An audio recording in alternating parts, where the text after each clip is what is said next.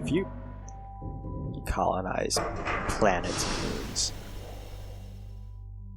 As you made the final landing descent to the surface of Earth, Chuck and Sarah were staring out the window in rapt attention. Pointing out landmarks on the planet's surface, James joins in by telling you all about some of the history of the cities you are flying over. Carl, meanwhile, has spent the entire journey playing a handheld video game, and only glances out the window when the ship shakes from turbulence. As they all grab their luggage and step off your ship to explore humanity's homeworld, he is still immersed in the game.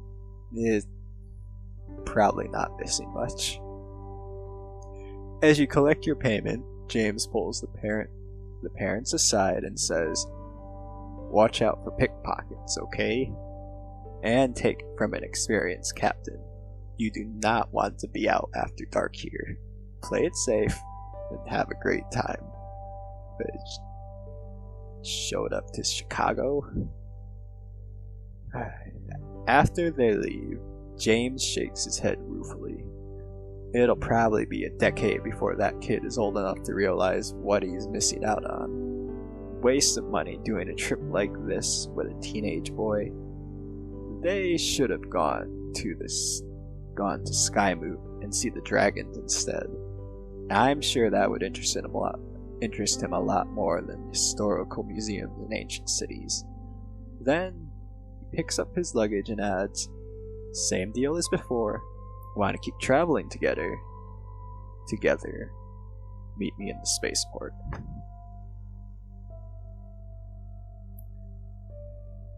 The ancestral homeworld of humanity. Earth has a population 10 times that of any other inhabited planet. Sprawling cities cover large portions of its surface, many of them overcrowded and dangerous. Some people work to scrape together enough money to leave, while at the same time others, born on distant worlds, make a pilgrimage of sorts to see this planet that once cradled the entirety of the human species. Earth is also the capital of the Republic. Now, wait. The representative government becomes complicated when one planet has a greater population than 100 planets elsewhere. Kinda. As a result, settlements of less than 1 million are grouped together into planetary districts that elect a single representative between them. A source of much frustration in the frontier worlds. A bit of foreshadowing there. They don't want medical supplies either. It's their loss.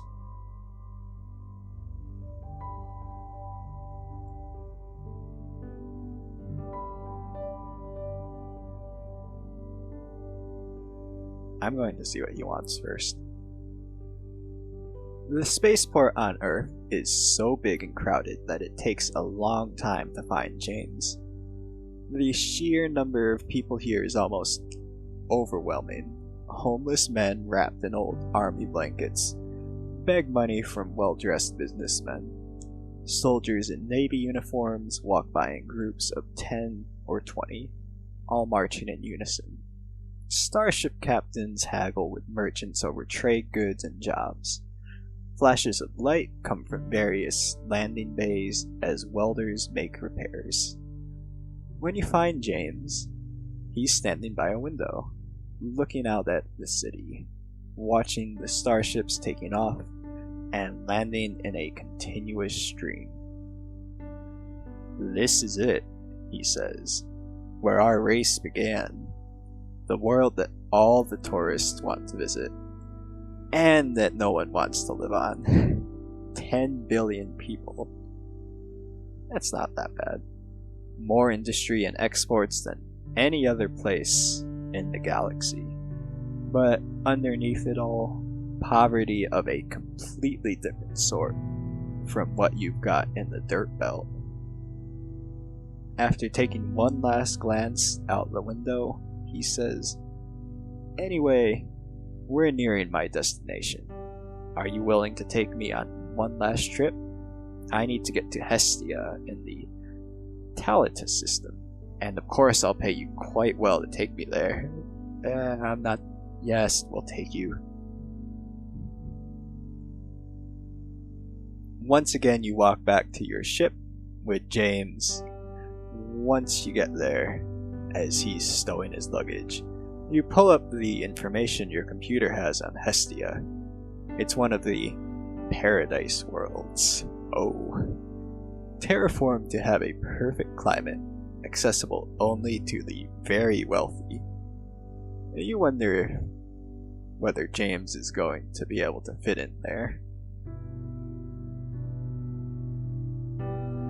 Earth's spaceport is a series of massive buildings. The gaps between them form narrow concrete canyons 100 stories deep. From a distance, it has the appearance of a bustling termite mound. Inside the towers is a warren of dim hallways and dingy shops. Hitchhikers sleep in the corners of unused docking bays under old army blankets. A few uniformed cleaners try to keep the litter and dust in check, and rich tourists from other stars cling tightly to their expensive cameras.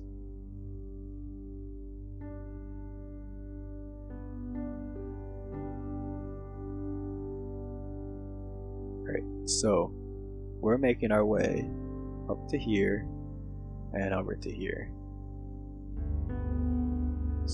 Let's see. What would really help is more map information.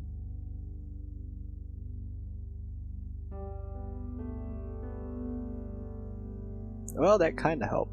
Whatever's sitting here, we're going to bring 2 passengers to Martini in the Pollux system. 12,000 credit payment. Okay.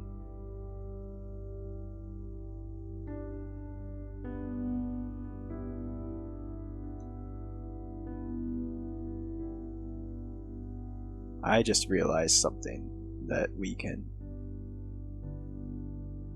jump automatically, but I want to visit the Sirius star system first. I believe that was it. We'll go to the moon and Mars later.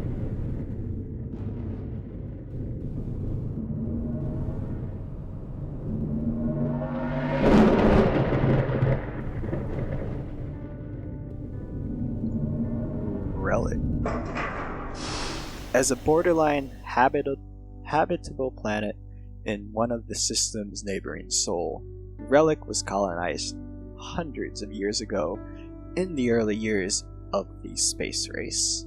Because of its low gravity and limited natural resources, only a few minor settlements are left.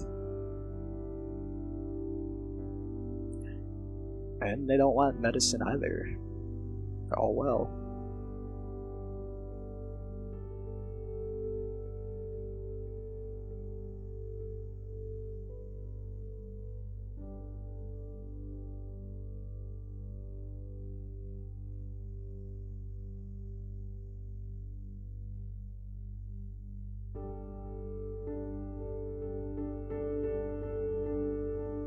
That's right. Capella is yellow for some reason.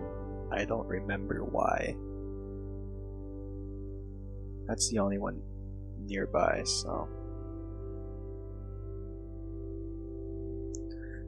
The spaceport on Relic consists of one low building, surrounded by open-air concrete slabs for ships to land on.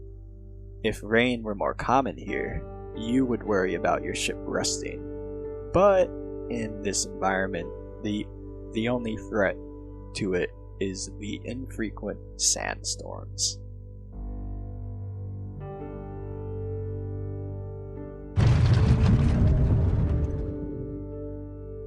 Okay. Straight to Pollux.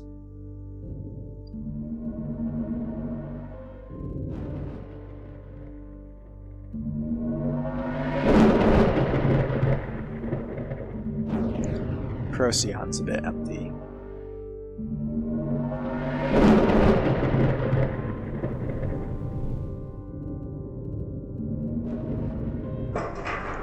You wish your passengers the best of luck on Martini, and collect your payment. Martini is a world of exotic beaches and perfect weather. The Republic's central bank and the Galactic Stock Exchange are headquartered here. Oh. And so much money flows through this world's economy every day that the cost of utterly controlling its weather and climate is only a drop in the bucket. Not surprisingly, real estate prices here are astronomical. A small condo in one of Martini's main cities costs more than a capital starship. Yeah. I don't know. A starship seems a lot more tempting. But... oh, they want medicine. All the money in the world can't get them enough medicine, apparently.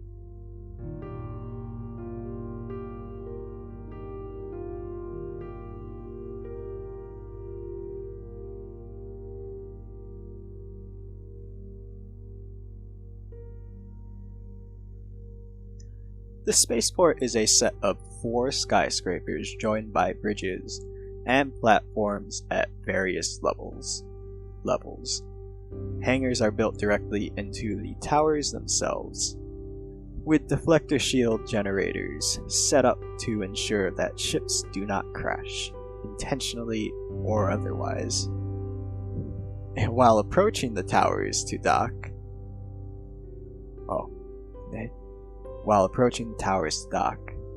inside, all of the floors and walls are gleaming granite, with teams of workers constantly polishing everything to ensure that not even so much as a fingerprint smudge is visible.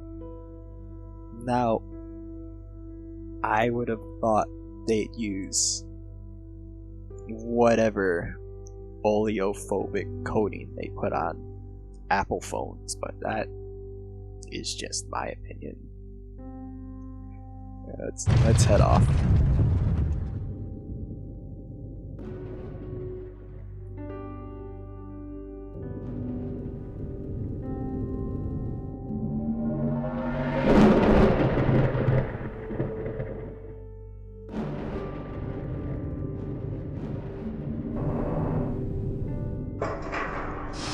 As you are piloting your ship down to land on Hestia, James disappears into his bunk room. After the ship has landed, he comes out. No longer in the grease-stained coveralls he's been wearing up until now, but in a suit. As a lifelong textile worker, you automatically note that the suit is made of real wool, very finely woven, and that it has been tailored to fit him. He smooths down the front of the suit distractedly, and then looks at his hands as if unsure of where to put them. "How do I look?" he asks. You look great." "Let's hope the locals think so," he says. "Well, I just gave you an uninformed opinion of someone from New Boston. I'm sure they'll understand." There's an awkward pause. You're unsure of how to respond. Then he says, "Thing is, this here planet is one of the most exclusive retirement communities in the galaxy. Plenty of the locals are probably worth more than 1,000,000,000 credits. But they're mostly financial or business types, or old money. I'm rich enough to be here, But I just hope they're willing to socialize with someone who's made his fortune flying a ship. He hands you a credit chip worth 30,000 and says, "Best of luck to you, Captain. Don't hesitate to look me up if you're ever in the area." Now, in the distant past, Hestia was a nearly lifeless ice world. It is now a subtropical paradise, one of the great victories from the heyday of planetary engineering back when the galactic economy had more money to spare for terraforming. Today it is mostly a retirement community for those who can afford it, although most of the population consists of young service workers in rented housing who take care of the retirees. On Hestia, the poor live in cities, the rich live in country estates. Aside from the urban centers, most of this world is covered in rolling green hills and oceans.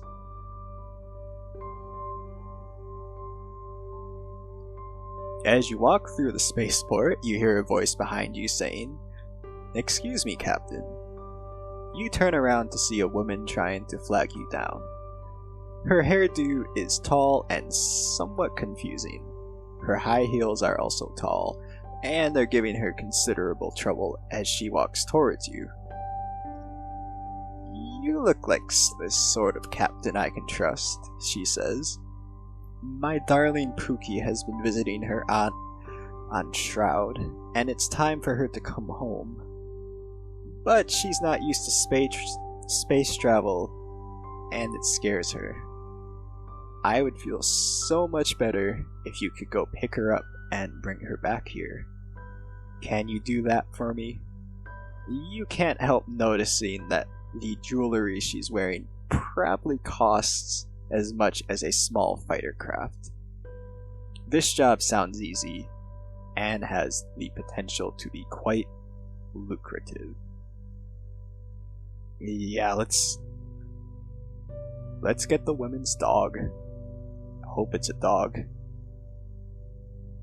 You tell her that you would be glad to assist and that you can personally assure her that no harm will come to Pookie while on board your ship. She thanks you and gives you contact information for her aunt in the Alheka system. Hestia has two separate spaceports. The port where rich residents and their visitors arrive and depart is private, owned by a local company. Here in the public spaceport, no attempt has been made at impressive architecture. Everything is spare and utilitarian, with floors of bare cement. There are a few trucks and forklifts carrying cargo, but the streets that connect the landing pads are mostly full of people on foot, walking toward the customs building.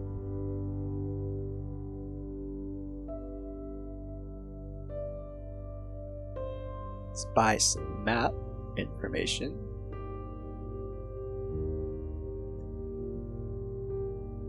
And we have... This would be a good time to leave it here. So we brought James to his retirement home. Now we gotta go find Pookie. And there are a few other jobs in trading that I will get to next time. But until then, later everyone.